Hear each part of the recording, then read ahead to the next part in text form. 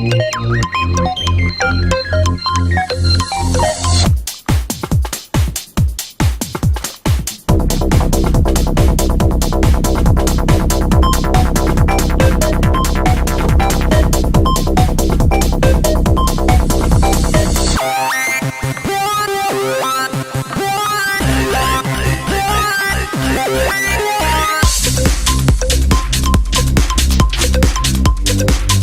バーの後ろ側から狙いを定めホースをセットし、潤滑剤を少量噴霧。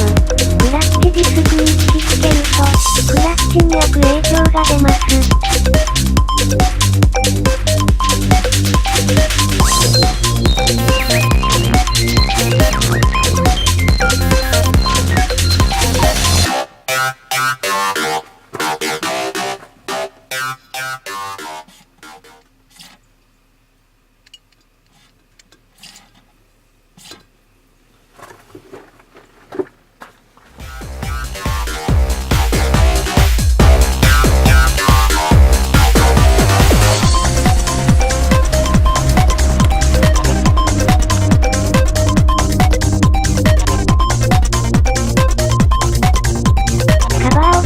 戻します。クラッチをオーバーホールすれば良いでしょうが、クラッチディスクやレリースベアリング自体はまだまだだと思います。